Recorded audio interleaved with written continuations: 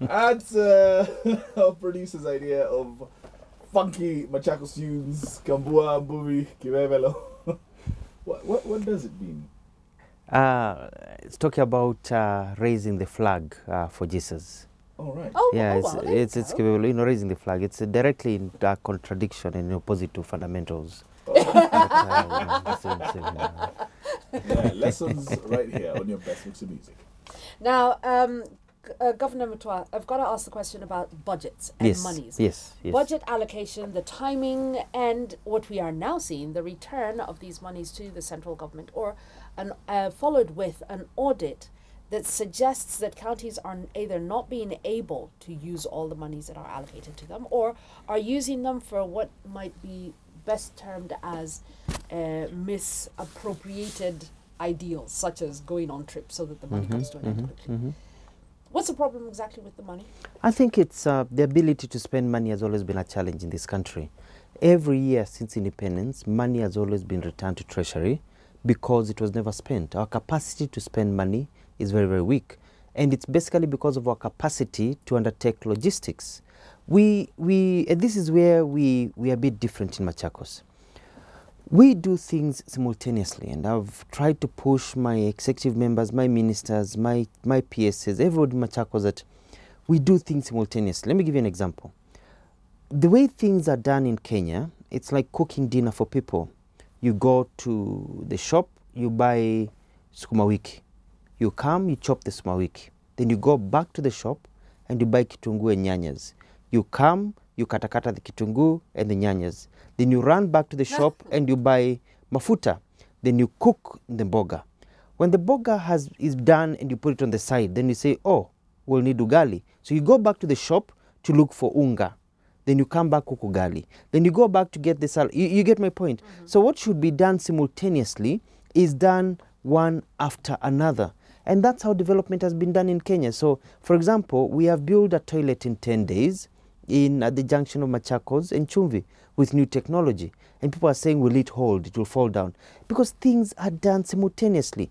As you do the walls, you do the roof. As you do the roof, you're finishing the floor. As you're doing that, the septic tank is being dug. The piping is already being put outside. The lights have been installed. So you do things simultaneously. And that is how in the West they can produce one motor vehicle in 2 minutes. The cars you're driving here, they go in within 2 minutes, a car is out, everything put up. Because it's done simultaneously. It's not you do one, then another. So the challenge, I think that's the biggest challenge. The money is there. Yes, if we get more money, we can be able to do more. But these bureaucracies, and they're not breaking from that chain of poor logistics, is what is holding a lot of these funds back. In Machakos, we've spent everything. We spent every shilling we were given. In actual fact, we're in danger of getting a deficit, of rolling over debts to this financial year because we spent all our monies. But that has not been actualized in other places because of that bureaucracy. Let me ask you though, so where does that lie? Where does that particular fault lie? Does it lie with the governors, or does it lie at the county level? It lies with the system level, and where governors have not realized that they are running a government. They're not running a county council. They're not running a department. They're running a government. And so they need to set up, they need to set up their own systems and rules to be able to be effective. Because devolution is being fought. And you see, for example, the figures that were put in the newspapers the other day were for March. The financial year ends end of June. So they are not accurate. Control of Budget has said they are not accurate. Nobody's covering that. But it looks like we are returning a lot of money, but it's not a lot of money that is going back, or it's not being spent. It's because also the reporting was poor, but also because our capacity to spend, and spending means carrying out things properly, is not there. The other thing is also the cost of doing business in government is very, very high. We'll get into the cost of doing business, but I want to remain a bit with this whole idea about the spending and spending capacity. A place where we have seen the MCAs very, very ably hold the governors by the short and curlies is in procurement.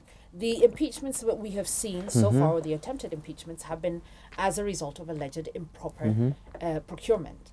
is the procurement procedure effective, and is it efficient for county governments, or do we now need to be able to give some kind of leeway for governors to make expenditures on the basis that they are the executive of this county? I think we need to get out from our. It's a very small mentality of saying you need to do this and do this and do this. If you don't do that, it's wrong. Let me give you an example.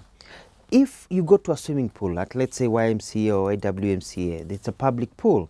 It says clearly there, do not enter the pool unless you've taken a shower. It also says, do not enter the pool unless you're wearing a swimming costume. You don't just go remove in your underwear and jump into the pool. It's not allowed. You need to wear a proper swimming costume. Now you're standing by the pool, children are playing, a small 2-year-old falls into the water, they start drowning. So what do? Well, the rule says do not enter the water unless you've taken a shower or wearing a swimming costume. So you first run to the bathroom to take a shower, then you start looking for a swimming costume before you can go and rescue the child, because that's a procedure. It's ridiculous. That is what they're telling us, that if you save money and you skip 1 or 2 stages for the sake of the people, as long as money is not saved, they say, you jumped into the swimming pool wearing a suit. We don't want to know that the child was drowning. You should have gone first and taken a shower. That is ridiculous. It's a very small mentality and a way of thinking. And that's where we need to break away from and realize that rules and regulations are very important, but they are meant to stop graft, not to support graft. When you say that you buy things at the lowest level, we've just bought tractors.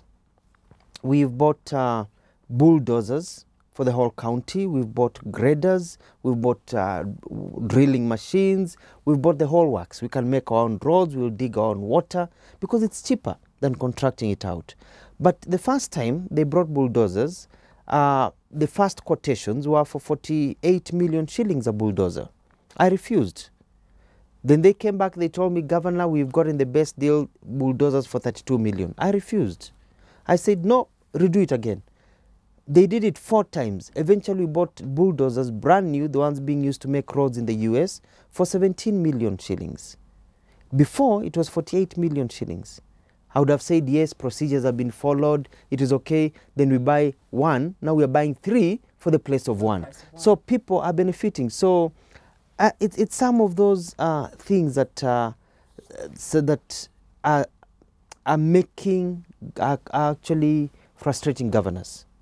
But they have to have the courage to say, we are governments, take us to court, take us wherever, prove money was stolen, but let's not get blackmailed. Let's not get blackmailed. Because even the governors who are being impeached, it had nothing to do with procurement procedures or stealing of money. No. It's because certain people, I believe, this is my own opinion, that contracts were not being given to the certain people. I'm facing the same problem in Machakos myself right now.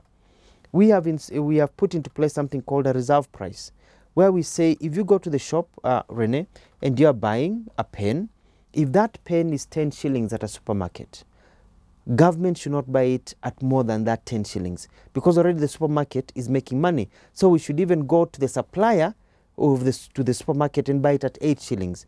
But government says, no, you give it to the lowest bidder. So the lowest bidder, people connive, is 200 shillings for the same pen. Ni mali ya umma. Who is suffering? The mwananchi. So in Machakos, we've set up a reserve price. When we said we wanted to buy ambulances, and we set a reserve price of 2 million per ambulance, because we've done a market survey. How much ambulances in London? How much are they in Mauritius? How much are they, And we were told you can never get them. We said no, we advertised for 2 million per ambulance. So people wrote, we had 3 million, 4 million. There was a lot of pressure, give to this company, it is the right thing. Procedure have been followed. They said no, reserve price is 2 million. We bought brand new ambulances with oxygen machines, everything, that are being used in Machakos for 1.75 million each, delivered to Machakos from overseas, brand new. So it shows that we have money, we can squeeze the money and make it go further. So let's move away from the county level and talk a bit on the government level. You mentioned something earlier that is so important and so vital, and right now that is on everyone's mind, which is security. and of course the ongoings in Kenya right now. Now you've done a great job of equipping the police officers in Machakos, but of course Machakos is not a county in isolation. It is a county in the midst of 46 other counties. What's your take on the security generally in this country? I think that security in Kenya has been depreciating for a long time. I remember having conversations with the former Commissioner of Police, General Ali, and all the ones that followed him, everybody. And the whole issue has always been us being able to finance policing properly. You look at police officers, the kind of houses they live in are deplorable. You are an adult male, you have a family, and you're living in one room with a kitamba between the two of you, your wife on one bed, and that person. It's deplorable. No toilets, very, very bad conditions. In Machakos already we have put in this new budget 200 million shillings to build police houses for our police, for our men and women in uniform, for them to have decency. We have really not done what needs to be done in terms of security for many years. And I'm happy. I'm seeing President Uhuru Kenyatta putting a lot of money on security, which should have been done from the very, very beginning of this country. The other thing is also our investigations, our follow-up. Criminals are never arrested. Investigations never end, per se. A lot of these investigations go on forever. Because of that, the same problem of capacity and follow-through. We have a problem as a country, I think, as a people, myself included, of follow-through. We don't think about all the aspects. So we never follow through something. We start something, it's put on the side, we move on to the next thing. So that lack of follow-through has given us a lot of problems. But the biggest thing is also corruption and greed. I look at prices where other counties and even the national government say they're going to, it's going to cost to put up CCTVs, and I laugh. I'm thinking, wow. I mean, Machakos, we've already put up 500 CCTVs that you can even recognize. You can zoom into somebody's nose. You can zoom in and say they are eyelids, from all over Machakos, and with 5 call centers at a very small amount of money compared to the big contracts that they want to give. And so it is that aspect of greed where everybody wants to eat something. And I believe that's why up to now we're still waiting for laptops. Now, of course, you're a member of CORD, and your leader has called a rally on the 7th of July, following which, certain demands and resolutions shall be made. You know the deal. Everyone does. We are all so aware of it right now. Your take on that rally and where we should be going in terms of national dialogue? I am not against rallies or even movements, because these are protected under the constitutions as ways of expression, and people have a right to go out there and express how they view it. What I'm against is the intentions of the rallies and what they are meant to achieve. There's a talk about dialogue. As a member of CORD, there was no dialogue within CORD to start with for us to even agree that that's the way we want to go in terms of checking the government. The opposition is supposed to check the government. We know we have a lot of challenges in this country, but are demonstrations, are rallies the right way at this particular time in this country, a year after elections?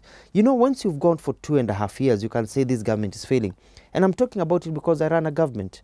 I've hardly had 1 year of putting my things together, trying to get my achievements going. Now, if Honorable Wavina Ndeti, who lost to me, started calling for demonstrations and rallies in Machakos because the water has not been dug, because there's a problem of sewer here, because it is still dark here, whereas I have a 4-year program to achieve this, then I think it's ridiculous for me, for Wavina Ndeti to call public rallies saying Mutua must go because a year after getting in, people still don't have water, because I'm still unraveling my water program. I can't do everything in one day. So it's a paradigm and the intention that I have a problem with. But more so, and the reason I have disagreed with this is because Africa is a very poor continent. Kenya is a very poor country. Actually, we are the 30th poorest country in the world. So we've got 130 other countries richer than us. We're very, very poor. Our people are struggling. They're going from hand to mouth. But in Kenya, if we were to rank political machinations and political activity and wise and smart political movements, Kenya would probably be number 1 or number 2 or the top 10 in the world. We are great with politics. We are great with political movements, but we're very poor with development.